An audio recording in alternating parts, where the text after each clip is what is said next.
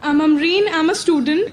I would like to ask that the only difference between Muslims and Christians is that Christians believe that there is a relationship of a son and a father between Jesus Christ and God. So, and when we try to approach them regarding this, they do not believe. So what should we say? बहन का सवाल था, जब वो Christian से बात करते हैं वो कहते हैं कि ईसा अलैहिस्सलाम खुदा के बेटे हैं और मानते खुदा के बेटे हैं, तो किस तरीके से उनके साथ हम बहस कर सके या उन तक पैगाम पहुंचाए। अगर हम बाइबल पढ़ते हैं, Bible has got sons by the tons. Bible में लिखा हुआ है कि आदम अलैहिस्सलाम अल्लाह के बेटे थे। बाइबल में बहुत से बेटे अल्लाह के, बाइबल में लिखा है आदम अलैहिस्सलाम अल्लाह का बेटा था, इसराइल अल्लाह का बेटा था, एफ्राइम अल्लाह का बेटा था। एंड बाइबल में लिखा है बुक ऑफ रोमन्स में चैप्टर नंबर 8 वर्स नंबर 14 में, all those are led by the spirit of God they are sons of God. जो कोई अल्लाह की बात मानता है वो अल्लाह का बेटा है। तो कहने के लिए हम कहते हैं ना अल्लाह का बंदा है, अल्लाह मियां की गाय है, तो उस तरीके से कोई कहता है कि ईसा अलैहिस्सलाम अल्लाह का बेटा है, हमें कोई एतराज नहीं उस सेंस में, उस सेंस में जिस सेंस में वो अल्लाह की बात मानता है, इसीलिए अल्लाह का नेक बंदा है। तो उस तरीके से बाइबल में कई अल्लाह के बेटे हैं, खुदा के बेटे। लेकिन ईसाई कहते नहीं नहीं नहीं, Jesus Christ peace be upon him खुसूसन बेटा है, he is the begotten son. और वो कोट करते हैं gospel of John chapter number 3 verse number 16, gospel of John chapter number 3 verse number 16 में, for God so loved the world that he gave his only begotten son, whosoever believeth in him shall not die but have everlasting life। Bible में और भी begotten सन है, लेकिन जब मैं पूछता हूं ईसाई से बिगॉटन की मानी क्या है, वो ईसाई जवाब नहीं देता है। क्यों? जो अंग्रेजी जानता है वो चुप हो जाएगा। बिगॉटन मतलब सायर्ड बाय गॉड। बिगॉटन मतलब, ये बिगॉटन जो चीज है, जन्ना, जन्ना किसे कहते? वो जन्ना जानवरों की चीज है, sex. It belongs to the functions of sex of the lower animals. ये खुदा के लिए कभी इस्तेमाल कर ही नहीं सकता कोई भी। इसीलिए कुरान में लिखा है ना वो किसी को जनता है ना किसी से जना है। और ये लफ्ज जो बिगॉटन है, gospel of John chapter 3 verse number 16 में, according to the revised standard version of the Bible, revised by 32 eminent Christian scholars, backed by 50 different corporate denominations। ये रिवाइज्ड स्टैंडर्ड वर्जन एक नया एडिशन है, रिवीजन है Bible का, जिसने 32 माहिर ईसाई स्कॉलर्स मिलके इसको रिवाइज किए, इसको सुधारे, और 50 बड़े क्रिश्चियन ऑर्गेनाइजर्स ने सपोर्ट किया। ये बाइबल सबसे ज्यादा बिकने वाली किताब है, रिवाइज्ड स्टैंडर्ड वर्जन। इसमें ये स्कॉलर्स लिखते हैं कि ये लफ्ज begotten is an interpolation, is a concoction, is a fabrication, वो एक मिलावट है, उसे बाइबल के बाहर फेंक दिया। तो अब रिवाइज्ड स्टैंडर्ड वर्जन पढ़ेंगे बाइबल का, ये लफ्ज बिगॉटन है ही नहीं, क्योंकि कुरान में साफ तौर पे लिखा हुआ है लम यलिद वलम युलद। सूरह इखलास में सूरा नंबर 112 आयत नंबर 3 में, वो ना किसी को जनता है ना किसी से जना है। तो जो वर्स के जरिए, जो लफ्ज के जरिए क्रिश्चियन लोग बात करते, वो लफ्ज क्रिश्चियन स्कॉलर्स कहते ये मिलावट है और बाइबल के बाहर फेंक दिए हैं। Assalamu alaikum, Mr. Zakir Naik and all people around here. My name is Bhavna Nalavde. I'm a Hindu. I have a question regarding music in the Holy Quran. Is it mentioned anywhere in the Holy Quran that listening to music, I'm not saying watching music, but listening to music is haram? And if it is so, Mr. Bismillah Khan, एक मशहूर फनकार हैं, he has an argument with someone that listening to music is very soulful and relaxing to the soul. So if you could please defend or have an argument about this, that how is listening to music haram? Thank you very much. बहन ने सवाल किया है कि कुरान में कोई आयत है जिसमें लिखा है कि म्यूजिक हराम है। कुरान में लिखा है अतिउल्लाह अतिउर रसूल, ओबे अल्लाह ओबे द मैसेज, अल्लाह की बात मानो, अल्लाह के रसूल की बात मानो। तो कुरान या सही हदीस में मौजूद है, हमें मानना चाहिए। कुरान में डायरेक्ट वर्स नहीं है कोई साफ अल्फाज से कि म्यूजिक हराम है, इनडायरेक्ट है, लेकिन अल्लाह के रसूल की हदीस में है, सही हदीस में लिखा है कि सिर्फ डफ होता है वन साइडेड ड्रम, डफ अलाउड है, उसके अलावा बाकी म्यूजिकल इंस्ट्रूमेंट्स हराम है। ये साफ तौर पे लिखा है। अभी आपका आर्ग्यूमेंट है कि बिस्मिल्लाह खान साहब कहते हैं कि music is soothing for the soul. मेरा दोस्त कहता है शराब भी सूदिंग फॉर द सोल है, शराब से मुझे सुकून मिलता है। ठीक है भाई, आपको सुकून मिलता है, लेकिन उससे नुकसान ज्यादा है। तो म्यूजिक क्यों हराम करार किया है?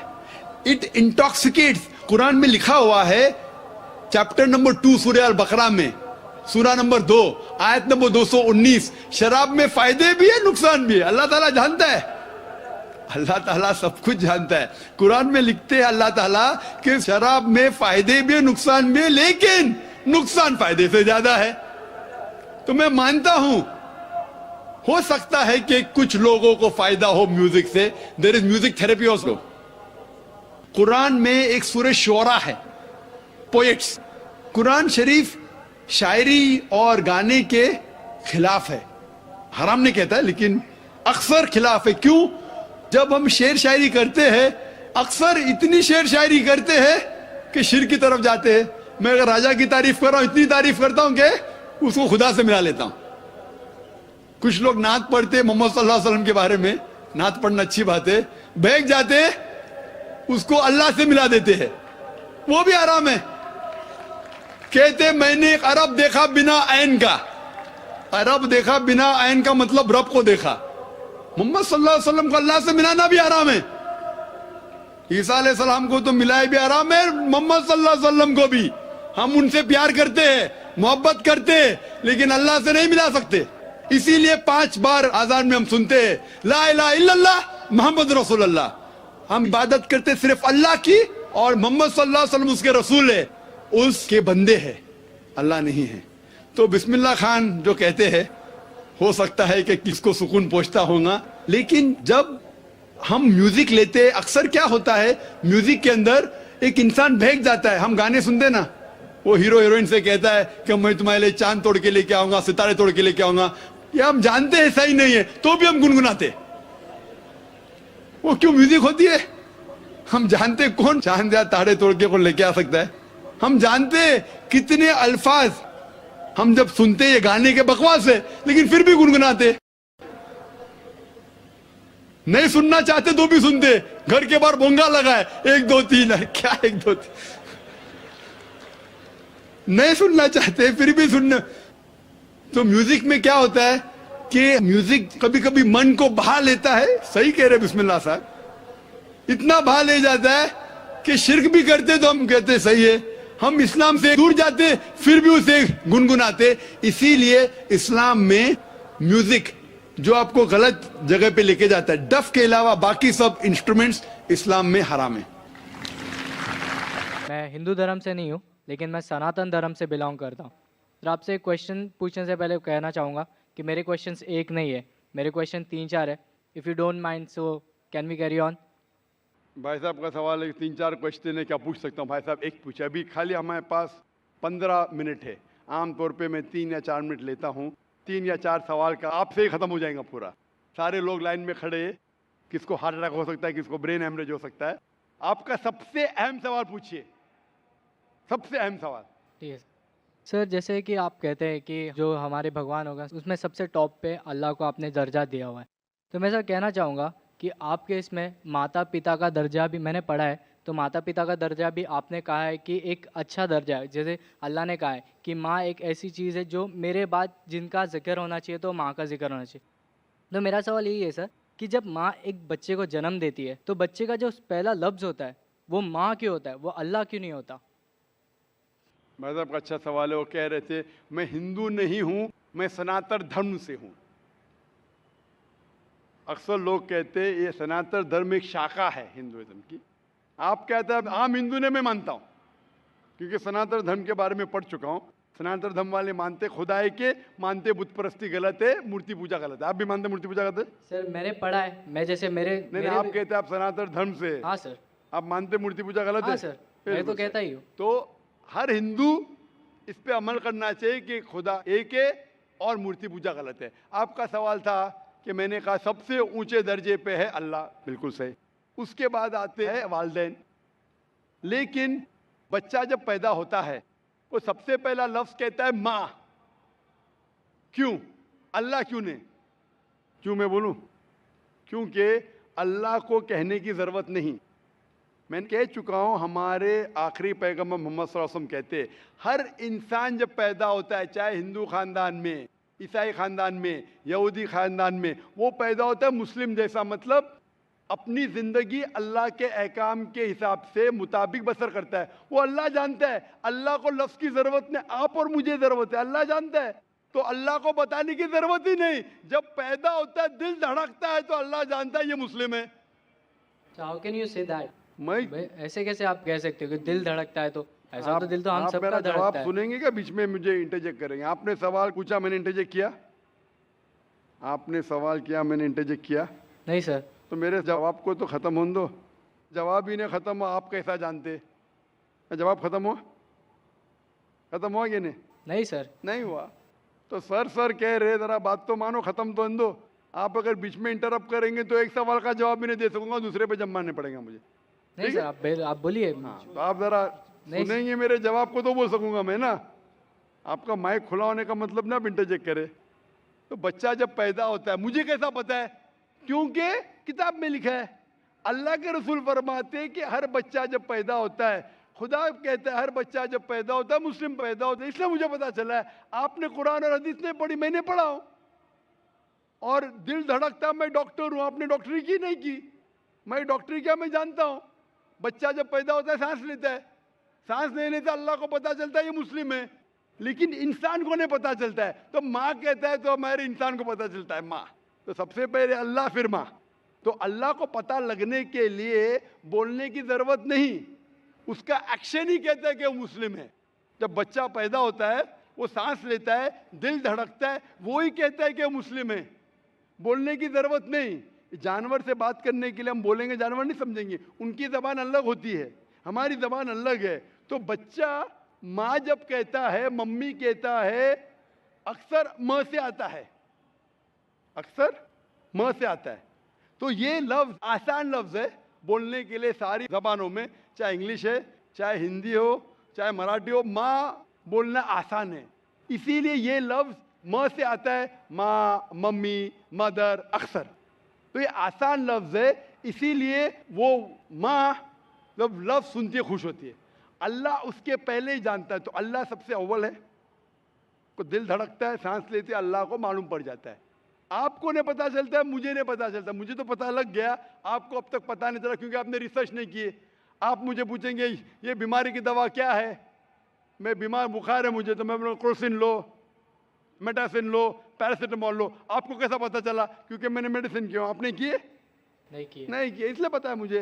तो मैं किताबें पढ़ा हूँ, मजहबी किताबें पढ़ा, इसलिए मुझे पता। आपने पढ़ी है? तो आप भी पढ़िए। मैं आपसे पूछना चाहता हूँ, मैंने आपके सवाल का जवाब दिया, मैं अभी सवाल पूछना चाहता हूँ आपसे। आप सनातन धर्म से, आप मानते खुदा एक है? हाँ। आप मानते हैं कि मूर्ति पूजा गलत है? हाँ। आप मानते हैं कि आखिरी पैगंबर मोहम्मद सल्लल्लाहु अलैहि वसल्लम है? सर लिखा गया है तो मैं मानता हूँ। मैंने इतने हवाले दिया। वो बहन ने सवाल किया कि मोहम्मद सल्लल्लाहु अलैहि वसल्लम का जिक्र क्या है। मेरी पूरी तकरीर 1 घंटे की, मैंने 1 घंटा तो लिया नहीं, 10 मिनट के अंदर इतने हवाले दिया। सैकड़ों में से कम 25-30 हवाले तो दिया होगा, 25-30 कम से कम, सैकड़ों में से। मैं पूछना चाहता हूँ, आप मानते हैं कि मोहम्मद सल्लल्लाहु अलैहि वसल्लम आखिरी पैगंबर है? सर आपको जवाब देने से पहले कहना चाहूँगा कि ये मेरे किताब में लिखा गया है, हमारे धर्म में लिखा गया है, तो मैं मानता हूँ उसे। बिल्कुल सर। तो वही तो कह रहा हूँ मैं पहले कह चुका हूँ, आप हर धार्मिक किताब के तालव इला कलिमतिन सवाइम बैना बैनकुम, कुरान में लिखा है सूरह इमरान में सूरह नंबर 3 आयत नंबर 64 में, आओ उस बात की तरफ जो आप और हम में यकसा है। जो आपकी किताब और मेरी किताब में यकसा, उसके ऊपर तो अमल करो। जो इख्तिलाफी बातें कल डिस्कस करेंगे। आपकी हिंदू मजहब की किताब में, आपके वेद में लिखा है, कुरान में लिखा है खुदा एक है। आपकी किताब में लिखा है बुत परस्ती हराम है, मेरी किताब में लिखा है। आपकी किताब में लिखा है आखिरी पैगंबर मोहम्मद सल्लल्लाहु अलैहि वसल्लम, मेरी किताब में लिखा है। आपकी किताब में लिखा है शराब हराम है, मेरी किताब में लिखा है। आपकी किताब में लिखा है सूअर का गोश्त खाना हराम है, मेरी किताब में लिखा है। हम इस पर अमल क्यों नहीं करते? और अगर आप मानते खुदाई के बुत परस्ती गलत है, मोहम्मद सल्लल्लाहु अलैहि वसल्लम आखिरी पैगंबर है, आपकी किताब में लिखा है कि पैगाम पे अमल करो, आप करते? कल की अवतार, आखिरी अवतार, वालिद का नाम था विष्णु यास अब्दुल्ला, माता का नाम था सुमति आमिना, पैदा हुए महफूज जगह पे, अमन की जगह पे मक्का, वही मिली गारे हीरा में, गए शिमाल की तरफ नॉर्थवर्ड वापस आ गए, मक्का से मदीना गए, फिर मक्का आ गए, उनके 4 दोस्त, इतने सब गहराई में दिया है, लिखा है कि आप मानो के आखिरी पैगंबर है, उसके पैगाम पे अमल करो। आप अमल करना चाहेंगे? सर फिलहाल मैं हिंदू धर्म से, तो मैं तो नहीं कर सकता। वही कहता हूं ना, आप अपनी किताब के पैगाम पे अमल नहीं कर सकते तो और रिसर्च कीजिए। मैं चाहूंगा कि आप कुरान मजीद का तर्जुमा पढ़िए, आपकी किताब में लिखा है कि आखिरी अवतार, कल के अवतार मोहम्मद सल्लल्लाहु अलैहि वसल्लम में, उसके पैगाम पे अमल करना चाहिए। कम से कम आप कुरान मजीद का तर्जुमा पढ़िए, वो ज़बान में, जो ज़बान में आपको महारत है उसमें पढ़िए, इंशाअल्लाह ये आपके लिए हिदायत बन सकेंगी और आप नजात पाएंगे। Hope the answer the question. तहे दिल से स्वागत आपका। मेरा एक छोटा सा सवाल से पहले थोड़ा सा, एक हमारे भी गुरु ग्रंथ साहब के अंदर गुरु नानक साहब ने पूरी दुनिया का चक्कर लगाया, जिसके अंदर मक्का मदीना भी शामिल है। और जैसा कि एक सवाल इससे पहले हो चुका है कि गैर मुस्लिम जो है मक्का मदीना में अलाउड नहीं, या वहाँ का कैंटोनमेंट जो है अलाउ परमिशन नहीं देता। मगर ये तो तय है, आप मानते हैं, इस्लाम मानता है, हम मानते हैं, हमारे ग्रंथों के अंदर दर्ज है। गुरु नानक साहब के 2 चेले थे, एक बाला और एक मर्दाना, एक हिंदू और एक मुस्लिम। मर्दाना की बहुत ख्वाहिश थी कि मुसलमान जब तक पूरा मुसलमान नहीं कहलाने का हकदार, जब तक कि वो काबा का दर्शन ना कराए, तो गुरु नानक साहब उसको लेके और काबा गए। हमारे ग्रंथ के अंदर जो दर्ज है कि जब वो वहाँ पहुँचे, उन दिनों बहुत लंबा ये किस्सा है, 1 साल लगता था, और वो रूट सारा उसका वर्णन है। और वहाँ जब मक्का, जो मस्जिद के बाहर साथ ही एक दीवार थी जहाँ पर के भारत के जो मुसलमान दर्शन करने जाते थे काबा के, वो उनको वहाँ ठहराया जाता था। वहाँ की देखभाल जो करता था वो मुल्ला जीवन करता था। जब गुरु नानक साहब अपने चेलों के साथ में वहाँ पर पड़े थे, तो सुबह जब मुल्ला जीवन वहाँ की सफाई करने के लिए आया, तो उसने देखा गुरु नानक साहब के जो पैर थे वो काबा की तरफ थे। वो गुस्से में चिल्लाया कि ये कौन काफिर है जो कि काबा की तरफ पैर करके पड़ा है, और उसने गुस्से के अंदर आके उनके पैरों को झटका दिया, दूसरी तरफ किया। तो हमारे ग्रंथ के अंदर दर्ज जो किस्सा है उसके अंदर ये है कि काबा भी उस समय हिल गया, जिधर गुरु नानक के पैर जाते थे काबा उधर मुड़ता था। तो वो जोर से चिल्लाया, ये कोई हजरत है, ये कोई औलिया है। तो उस समय के जो काजी थे मक्का के, काजी रुकनदीन साहब थे, और शाह शरफ, कई हस्तियों के नाम हैं उसमें।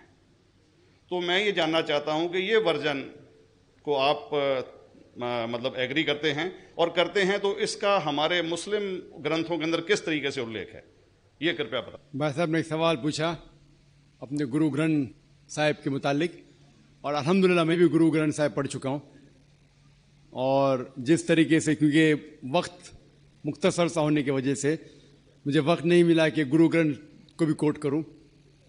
आपका सवाल का जवाब देने के पहले मैं आपसे इतना चाहूँगा कि इवन गुरु ग्रंथ की किताब पढ़ेंगे आप, ग्रंथ जिसे आदि ग्रंथ कहते हैं, और कोई सिख से पूछेंगे कि खुदा का तसव्वुर क्या है, सबसे बेहतरीन जवाब कोई सिख दे सकेगा, वो आपको कोट करेंगे जापू जी, जो गुरु ग्रंथ साहिब आदि ग्रंथ के सबसे पहले चैप्टर है, सबसे पहला श्लोक, जिसके कहते हैं जापू जी, जिसके मानी है कि God is true, he is only one, he is not begotten and is free from fear and want.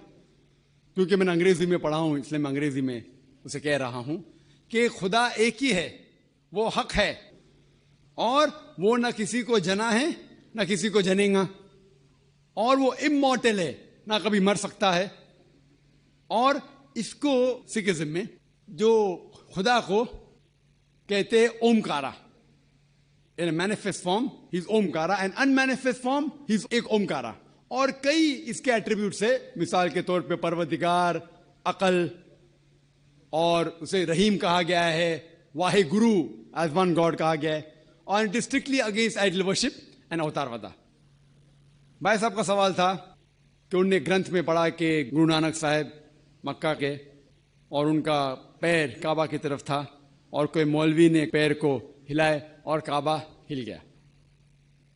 क्योंकि ये age of science and technology है, अगर कोई चीज जो किताब हजारों साल पहले लिखी गई है, 10,000 साल या 4,000 साल, तो शायद उसके बारे में हिस्टोरिकल रिकॉर्ड मिलना मुश्किल है। हालांकि इवन जीसस का इसके बारे में 2000 साल हिस्टोरिकल रिकॉर्ड है, क्योंकि सिखिज्म जो एकदम नया मजहब है, जितने मजाहिब के मुकाबले हिंदुस्तान में नया है, कुछ सैकड़ों साल पहले 15th सेंचुरी में, toward the end of the 15th century, Guru Nanak साहब जो पंजाब के थे, ये मजहब तो कायम हुआ हार्डली 400-500 या 400-500 साल।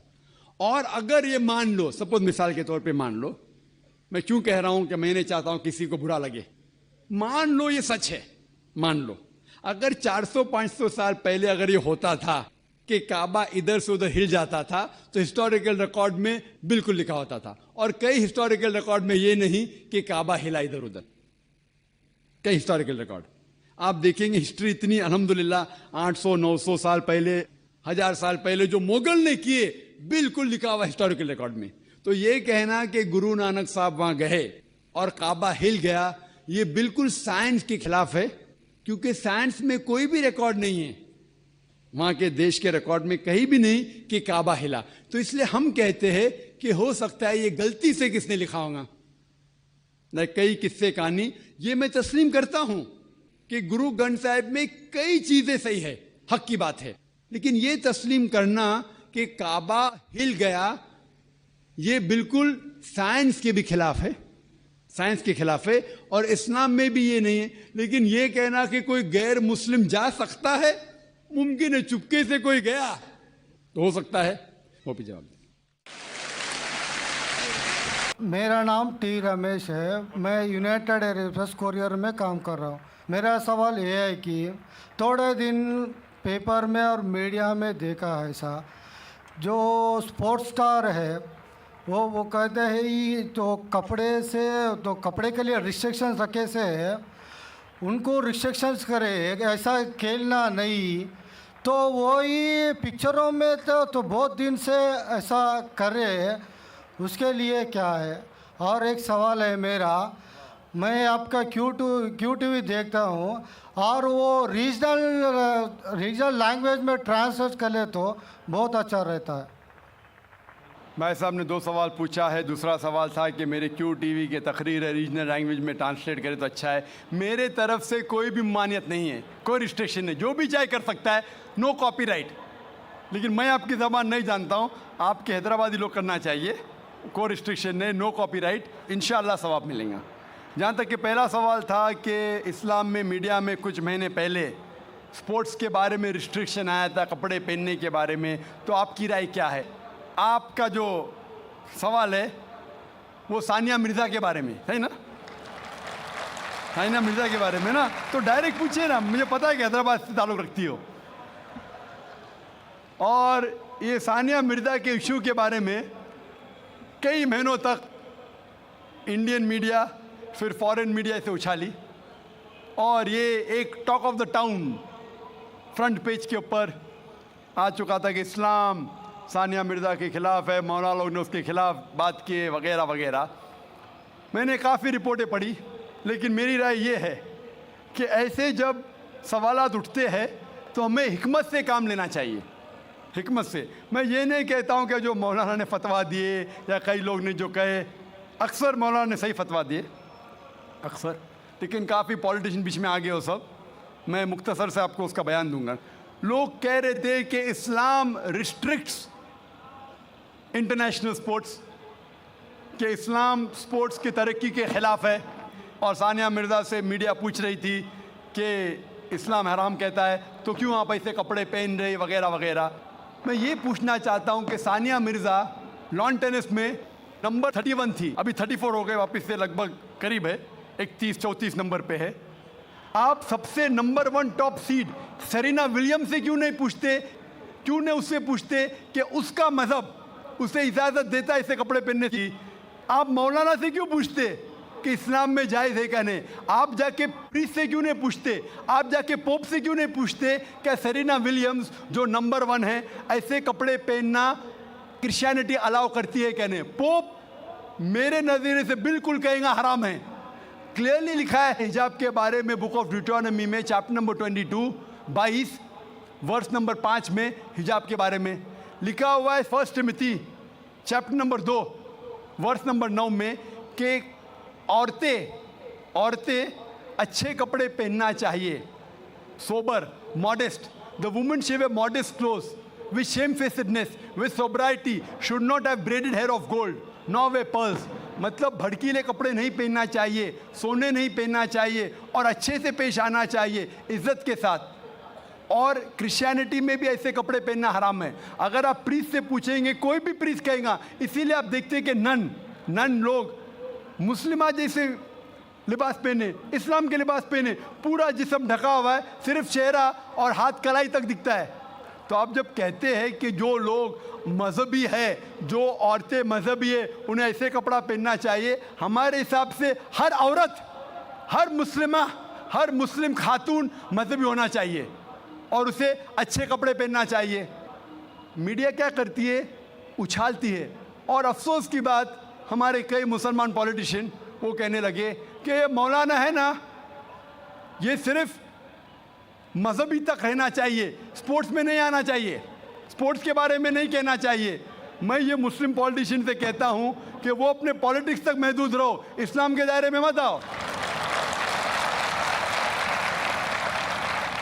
वो कहता है कि मौलाना जो है ना, ये हमारे स्पोर्ट्स वुमेन को तरक्की करने से रोकते हैं।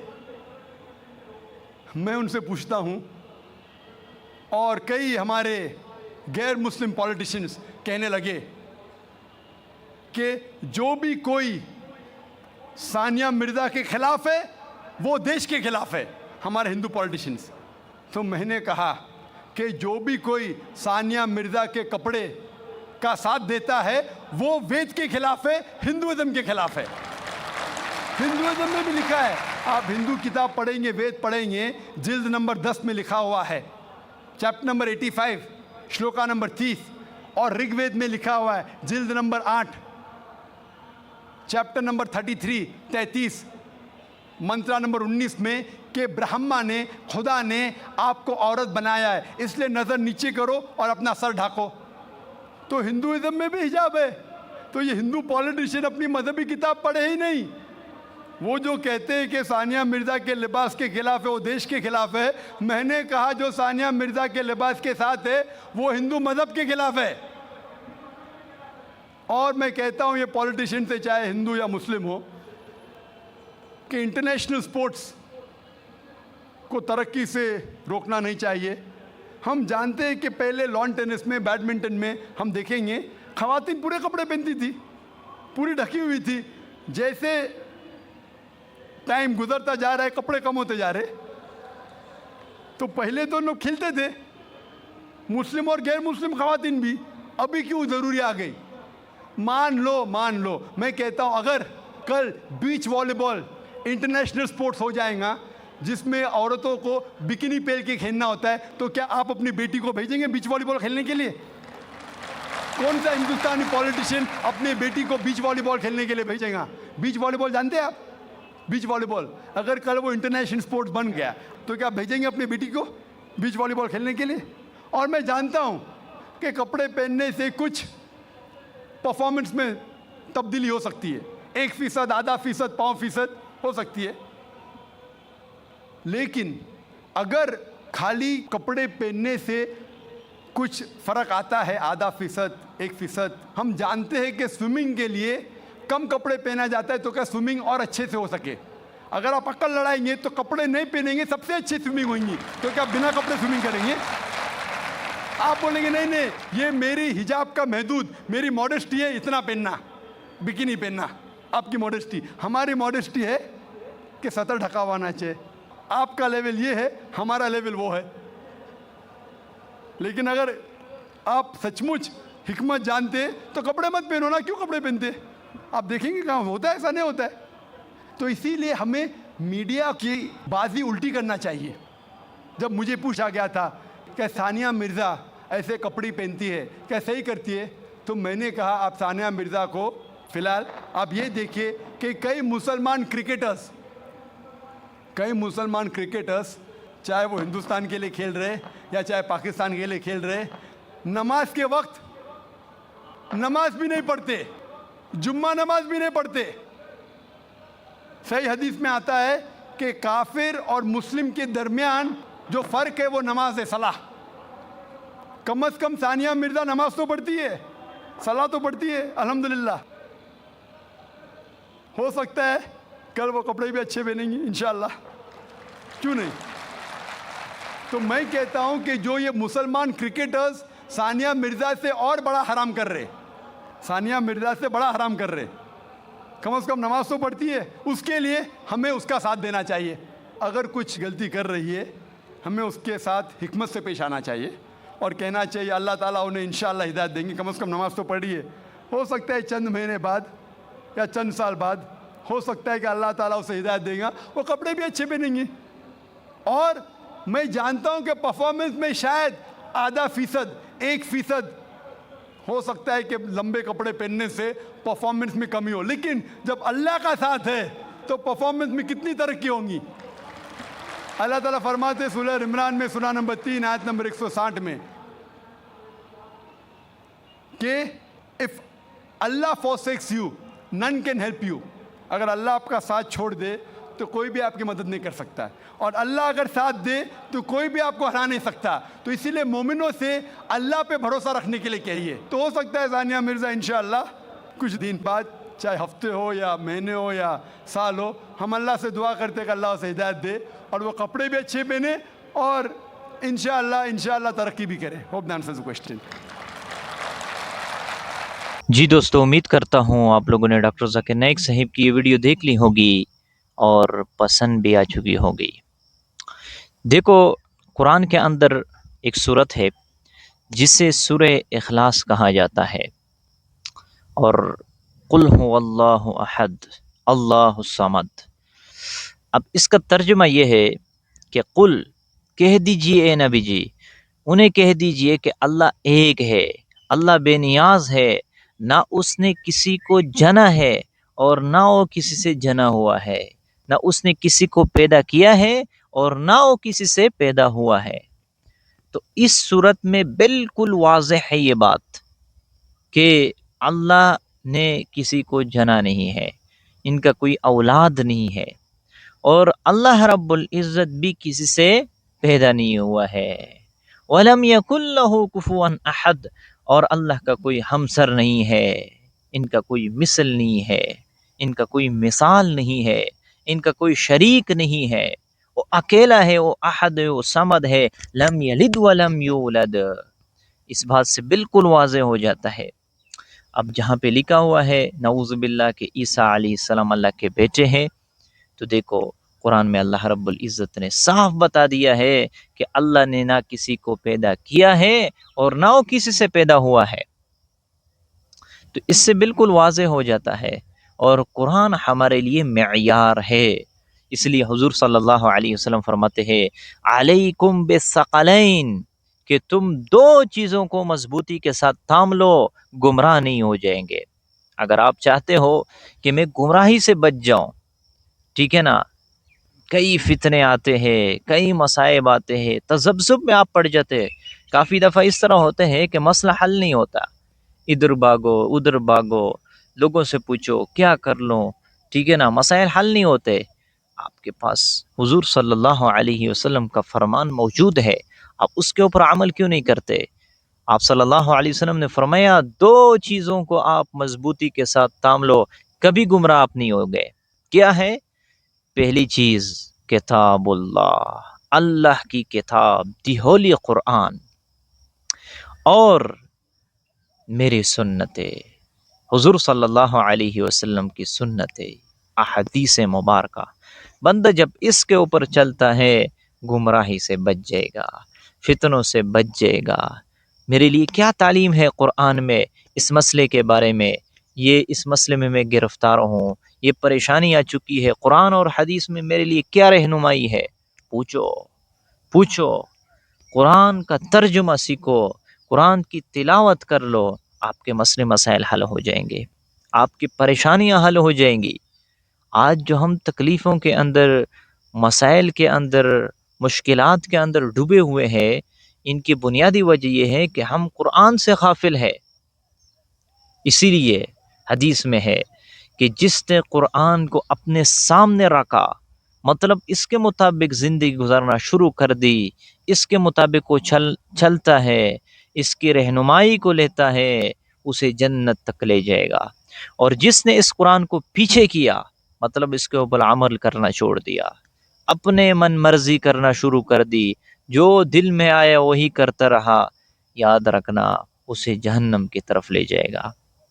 इसीलिए अगर कोई चाहता है कि मुझे सीधा रास्ता मिले, जिसे सिराते मुस्तकीम कहा जाता है, तो आपके लिए एक ही रास्ता है कि आप कुरान और हुजूर सल्लल्लाहु अलैहि वसल्लम की सुन्नतों को मजबूती के साथ थाम लो, आप कभी गुमराह नहीं होंगे। ये कुरान क़यामत तक है, इस तरह नहीं है कि बस सिर्फ सहाबा के दौर तक था फिर इसके बाद नहीं। ये कुरान तंजील, ये अल्लाह की तरफ से किताब है। और जो वादे सहाबा रजी अल्लाह तआला अन्हु के साथ थे कि आप ये करेंगे आपको ये मिलेगा, आप ये करेंगे आपको ये मिलेगा, वही वादे अब भी है अगर बंदा इसके ऊपर अमल कर ले। वही वादे अब भी अल्लाह की तरफ से है। अल्लाह की मदद और नुसरत बंदे के सामने आ जाएंगे अगर बंदा कुरान के मुताबिक जिंदगी गुजारना शुरू कर देता है, कुरान की तालीमात को अपना लेता है, कुरान को अपने सीने के साथ लगा लेता है। वही वादे, वही रहनुमाई, वही जो है ना बशारतें आपको भी मिलेगी। लेकिन अफसोस की बात यह है कि हम तो इतराज़ात करते हैं, हम तो स्टडी नहीं करते, हम समझते नहीं ये है, हम मुताला नहीं करते, हम सोच नहीं करते, हम रहनुमाई नहीं लेते। इस वजह से हम डूबे हुए हैं, भटके हुए हैं, गफलतों में शिकार है, परेशानियों के शिकार है। तो इस वजह से कुरान को देखो, कुरान में जो चीज़ लिखी हुई है वो देखो। ये देखो इतना बड़ा निज़ाम खुद बहुत चल सके। कुरान में जब साफ बता दिया है कि अल्लाह अहद है, ना उसने किसी को पैदा किया है और ना किसी से पैदा हुआ है, साफ बात है। तो इस वजह से इधर उधर की बातें छोड़ दो, कुरान और अहादीस को मजबूती के साथ थाम लो, कभी आप गुमराह नहीं होंगे, कभी आप गुमराह नहीं होंगे। तो उम्मीद करता हूँ आप लोगों को ये डॉक्टर ज़ाकिर नाइक साहब की ये वीडियो पसंद आ चुकी होगी। अगर चैनल पर नए हो तो प्लीज़ चैनल को सब्सक्राइब कर ले, वीडियो को लाइक कर ले, अपने दोस्तों के साथ उन्हें ज़रूर शेयर कीजिए। मिलते हैं इंशाल्लाह नेक्स्ट वीडियो में, तब तक के लिए इजाज़त चाहता हूँ। अस्सलामु अलैकुम।